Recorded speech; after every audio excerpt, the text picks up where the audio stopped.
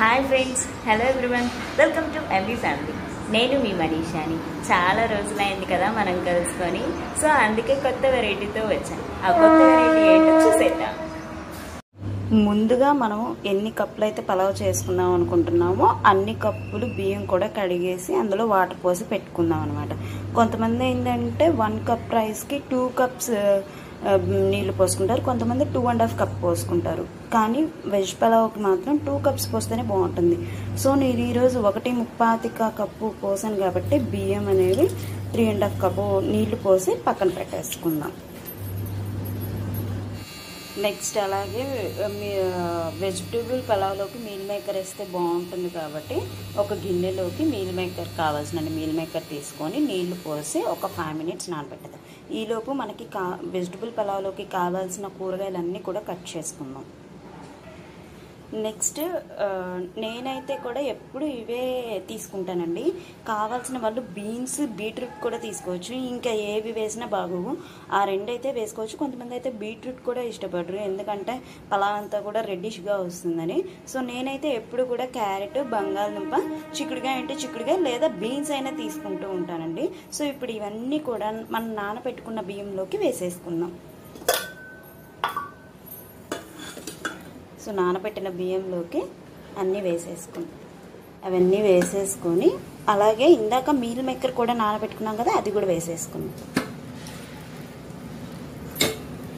So చూసారా ఉబ్బిని, ఇంకా ఉడికితే చాలా బాగుంటాయి అన్నమాట.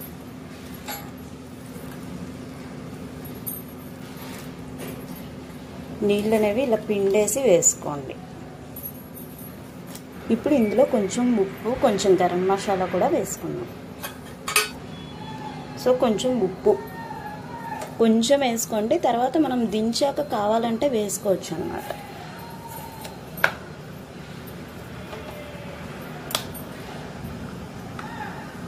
అలాగే 1 స్పూన్ గరం మసాలా.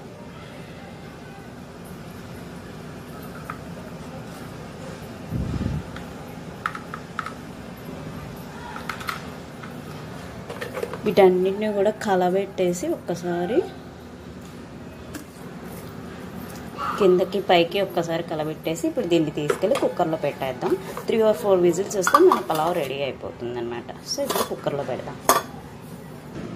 సో మనం కుక్కర్లో పెట్టేసాము. ఇప్పుడు దీన్ని పొయ్యి మీద పెట్టేసి 3 or 4 విజిల్స్ రప్పియండి. అంతకన్నా ఎక్కువ వస్తే ముద్ద అయిపోతుంది, బాగోదు. So 3 or 4 whistles. So cooker పొయ్యి మీద పెట్టేశానండి. ఈలోపు మనం ఏం చేద్దామంటే పలావ్లోకి పెరుగు చట్నీ అనేది తయారు చేసుకుందాం. ఇప్పుడు ఒక గిన్నెలోకి పెరుగు తీసుకొని అందులో నీళ్లు పోసి ఇలా కలిపి పెట్టుకోండి. ఇంత పలచగా కావాల్సిన వాళ్ళు పలచగా కలుపుకోండి, ఇంత పలచగా వద్దు అనుకున్న వాళ్ళు కొంచెం నీళ్లు పోసుకొని కలుపుకోండి. ఇప్పుడు అందులో చాప్ చేసి పెట్టుకున్న ఆనియన్ ముక్కలు వేసుకుందాం.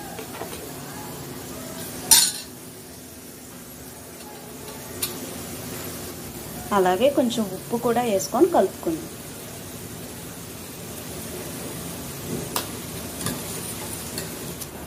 ఇప్పుడు మనం పలావ్లోకి అలాగే పెరుగు చట్నీలోకి కావాల్సినంత కొత్తిమీర తరుపుకుందాం.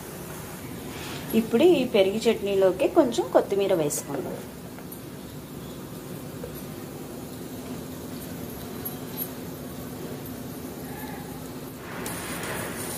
సో అంతే, పెరుగు చట్నీ చేయటం పలావ్లోకి. ఒక్కసారి టేస్ట్ చూసి పక్కన పెట్టేసుకుందాం. సో మనం వేడి వేడి వెజ్ పలావ్ రెడీ అయిందండి. ఒక్కసారి కలబెట్టేసి తాలింపు వేసుకొని కొత్తిమీర గార్నిష్ చేసుకుంటే అయిపోతుంది. పొయ్యి మీద ఒక బాండి పెట్టుకొని అందులో నూనె పోసుకొని ఆవాలు, జీలకర్ర అండ్ జీడిపప్పు కూడా వేసుకొని వేగిచ్చేసుకుందాం.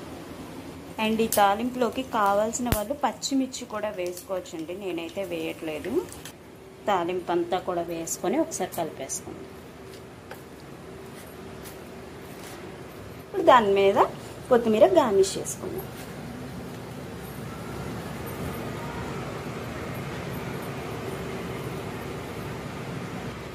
సో అంతే, వేడి వేడిగా టేస్టీగా ఈజీగా ఉండే వెజిటబుల్ పలావ్. సో ఫ్రెండ్స్, చూసారు కదా వెజిటబుల్ పలావ్ తయారు చేయడం. సో మీకు గనక నా వీడియో నచ్చినట్లయితే లైక్ చేయండి, షేర్ చేయండి, సబ్స్క్రైబ్ చేసుకోండి. అండ్ డౌట్స్ ఉంటే కామెంట్ బాక్స్లో పెట్టేసేయండి. సో ఇలా వేడి వేడిగా తింటేనే బాగుంటుంది. సో తప్పకుండా మీరు తయారు చేసి ఏ విధంగా వచ్చిందని నాకు కామెంట్ బాక్స్లో పెడతారని కోరుకుంటున్నాను. Until then by.